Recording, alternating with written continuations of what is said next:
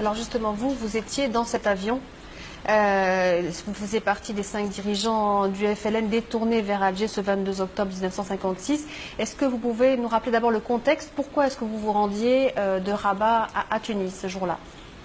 Eh bien, le but, c'était un but politique. L'idée, c'est d'aller à une conférence, conférence maghrébine avec les Marocains et les Tunisiens, qui permettent de modifier l'équation politique. Fini le tête-à-tête Algérie-France. Il fallait absolument que le problème devienne d'abord essentiellement un problème maghrébin, ce qui nous permet d'avoir un rapport de force. Donc l'enjeu était très important. Donc. Voilà, donc la conférence du Maghreb pouvait ouvrir la voie à... Voilà, c'est la raison pour laquelle vous avez pris cet avion ce absolument, jour-là. absolument. Alors la thèse de M. Haikal repose sur le fait que le roi Mohamed V devait vous conduire à Tunis à bord de son propre avion et que ce serait le prince Moulay Hassan, Hassan II qui fut après Hassan II, qui a fait en sorte que vous preniez un autre avion, celui qui a été détourné. Vous savez que l'armée n'avait pas besoin de complicité. Depuis le 1er novembre, l'armée cherchait à décapiter la direction du FLN pour désagréger les structures qui combattent en Algérie. Le SDEC était sur place. Il n'avait pas besoin de complicité. Le SDEC était sur place aussi à Tunis, il était sur place au Caire. C'est là-bas qu'ils ont essayé de décapiter le bureau du Maghreb. Donc, il était exclu qu'il y ait une complicité au sein du pouvoir marocain, puisque le prince héritier Hassan II a transmis au roi Mohamed V ma crainte lorsqu'ils ont décidé que nous partions ensemble dans le même avion que le roi. Je les ai mis en garde. Je n'étais pas d'accord, je les ai mis en garde contre les risques courait le roi Mohamed V. Vous aviez-vous suggéré de prendre un deuxième avion, de ne pas voyager en avion? Absolument, c'est moi qui ai suggéré. Oui. Et bon, il est évident que la responsabilité incombe aux SDEC d'ailleurs. Les préparatifs de l'enlèvement sont assez parlants. Alors justement, on y revient. Au cours de ce vol, donc le DC-3 d'Air Maroc atterrit à Alger au lieu d'atterrir à Tunis, ce qui est une surprise. Et puis là, c'est l'armée qui vous attend et qui vous arrête. Les 5 donc, dirigeants du FLN qui se trouvaient à bord de cet avion. Quel était l'objectif principal de la France en réalisant cette opération? Ne parlons pas de la France, l'objectif de l'armée. Parce qu'en fait, c'est l'armée qui avait je dirais, le monopole d'en finir avec la révolution algérienne. Donc ils ont de tout temps essayé, d'un côté, de faire des offensives dans les montagnes, mais en même temps d'en finir avec la direction extérieure. Et en nous arrêtant, ça pouvait désagréger totalement l'organisation intérieure. C'était décapiter un peu la tête, enfin décapiter le FLN à ce moment-là. Voilà. Alors nous avons retrouvé une émission, Les Dossiers de l'écran, à laquelle vous avez participé, c'était en 1982 sur la 2e chaîne française. Regardons ensemble un court extrait d'intervention de Max Lejeune, qui était en 1956 secrétaire d'État français aux forces armées. Il s'agissait de quoi? Il s'agissait de l'interception d'un avion. Interception qui était demandée par le général commandant en chef en Algérie et par le général commandant la région aérienne de Nord d'Afrique. Hein? Vendons. Il fallait une réponse tout de suite.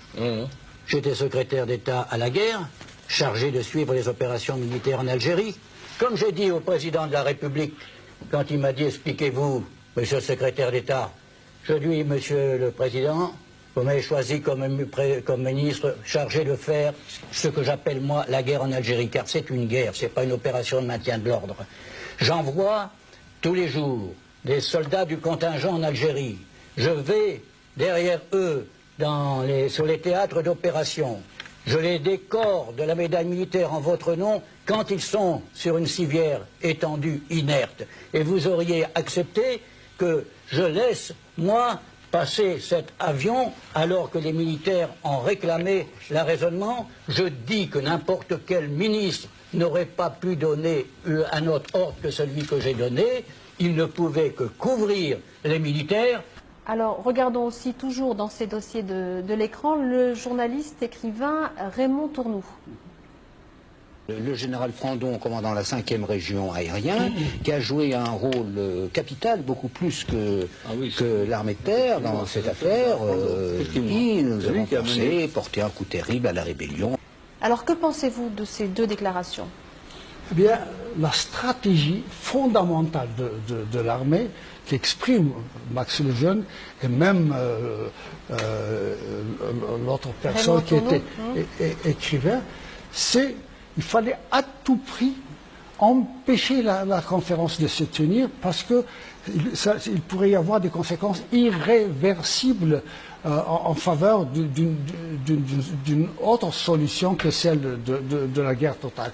Non, ce que je peux dire, c'est que les paroles de ces messieurs dénoncent d'une manière catégorique l'accusation de comment s'appelle ce journaliste-là, ce journaliste égyptien de Haïkel, oui. Puisqu'ils considèrent qu'ils sont dans une guerre totale et que dans cette dynamique, ils ne pouvaient que arrêter et priver la révolution algérienne de ses dirigeants. Alors, quelles ont été les réactions internationales à ce que vous appelez cet acte de piraterie? Ben, ça a été une levée de bouclier formidable. Oui. D'abord au Maroc. Ce qui était important du point de vue politique, du point de vue diplomatique, c'est la réaction très ferme, aussi bien du roi Mohammed V que du prince héritier, qui ont dénoncé. Et on ne peut pas ne pas quand même citer le fait que le roi Mohammed V a proposé de donner son fils en échange de la libération de ses hôtes, des hôtes qu'il avait reçus. Donc le roi Mohammed V avait proposé de vous échanger vous 5 contre son fils, donc vous étiez vous emprisonné à Alger, et de faire l'échange avec son fils. Ah, tout à fait, mais je crois que ce qui est important, la déclaration très forte du roi a eu quand même un retentissement formidable du point de vue de l'opinion et surtout du point de vue de la façon dont les Américains et les autres conçoivent. Parce que de tout temps, ils ont protesté contre la solution guerrière du problème algérien. Alors voilà. Sur l'impact international, on va regarder justement ce que dit Christian Pineau, le ministre français des Affaires étrangères de l'époque. Ouais. Qu'est-ce qu'il y avait de si grave dans cette opération? Il y avait d'abord un acte qu'aucun chef d'État français ne pouvait accepter à l'égard du sultan du Maroc. Vous étiez, enfin les hôtes du sultan du Maroc. Il vous avait prêté un avion pour vous transporter dans un endroit déterminé. Nous ne pouvions pas, sans son consentement, à moins que vous ne violiez des lois internationales ou que vous ne couriez le risque de passer à proximité des côtes algériennes, nous ne pouvions rien faire sans son consentement et le roi du Maroc ne nous a jamais pardonné cet acte, c'est incontestable. La Tunisie non plus. Bon, nous avons donc perdu de ce côté-là un certain nombre d'espoirs et nous avons mécontenté l'opinion internationale. J'ai eu des conversations nombreuses avec les Américains qui étaient absolument hors d'eux lorsque cet événement s'est passé et je dis qu'il a fortement contribué à l'attitude des Américains lors de l'affaire de Suez. Dans ce fameux DC3 détourné, vous avez longuement parlé avec une journaliste, Ève Paré-Deschamps. Vous vous souvenez de ce que vous lui avez dit? Je me suis confié en disant maintenant l'affaire de l'indépendance de l'Algérie, ce n'est plus le monopole des Algériens, c'est le Maghreb. C'est une nouvelle stratégie. Pas une stratégie qui va faire basculer le Maghreb dans la guerre, mais on était persuadé que le rapport de force changerait. Vous voyez, le général de Gaulle sait très bien pourquoi il en est venu à mettre fin à la guerre. C'est parce que du point de vue international, du point de vue militaire, les choses risquaient d'y aller. Les Français avaient peur de perdre aussi la monarchie marocaine. Vous lui avez aussi transmis quelque chose au moment où vous avez été arrêté, je crois, cette journaliste? Oui, vous avez raison. Je me suis fié à elle, Oui. je lui ai donné le document des résolutions de la Soumane. Et puis il y avait aussi, je devais faire venir un bateau d'armement des États-Unis au Maroc. Et c'est le prince héritier, Moulay Hassan, auquel je me suis adressé, qui m'a dit, je vous donne la licence, je vous autorise à faire ça. Alors cette fois, c'est vous qu'on va retrouver. C'était donc en 1982 dans cette émission Les dossiers de l'écran. Le Maroc n'était pas du tout, n'est-ce pas, mêlé à cette affaire. Que le SDEC ait des contacts à titre personnel, mais je crois qu'on ne peut pas douter de la bonne foi de Sa Majesté. Ceci dit, je pense que le SDEC n'avait pas besoin de complicité à l'échelon politique. Le SDEC s'était implanté non seulement au Maroc, mais en Tunisie et au Caire. Ce qu'on oublie dans la tentative de nous dérouter, c'est le fait que de tout temps, le SDEC, c'est-à-dire l'armée, a visé à décapiter la rébellion. De tout temps, la cible a été les leaders.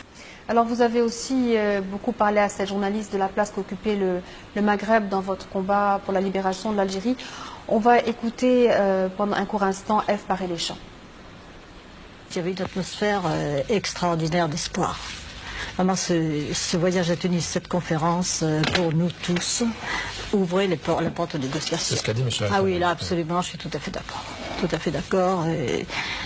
M. Haït-Ahmed se souvient de l'atmosphère qu'il y avait à ce moment-là. Et vraiment, nous attendions beaucoup. Et en France aussi, on attendait beaucoup, je sais, de cette conférence. Le Maroc avait besoin de cette conférence, avait besoin de la paix. La Tunisie avait besoin de la paix. Ils étaient prêts à tout faire, ils l'avaient montré. Les Algériens étaient prêts à négocier. C'est M. Haït-Ahmed. Les conversations que nous avons eues à Rabat avec le roi Mohamed V ont été très utiles. Nous avons des bases sérieuses pour une solution d'ensemble qui pourra être proposée à un gouvernement vraiment désireux de négocier. Il n'y a pas une solution marocaine, une solution tunisienne, une solution algérienne. Il y a une solution nord-africaine parce qu'il y a un problème nord-africain. Nous ferons une fédération des 3 pays d'Afrique du Nord. Oui, nous voudrions faire une fédération des 3 pays d'Afrique du Nord et après conclure avec la France une alliance étroite.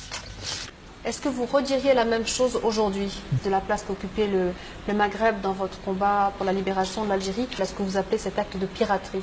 Bien évidemment, bien évidemment. Vous savez, on ne peut pas tromper tout le monde et tout le temps. Et ce qui est important, c'est de remettre au peuple et aux individus le destin du Maghreb. Merci beaucoup d'avoir été notre invité aujourd'hui. Nous étions à l'Institut du monde arabe. Restez sur Média Instat, la suite des programmes dans quelques instants.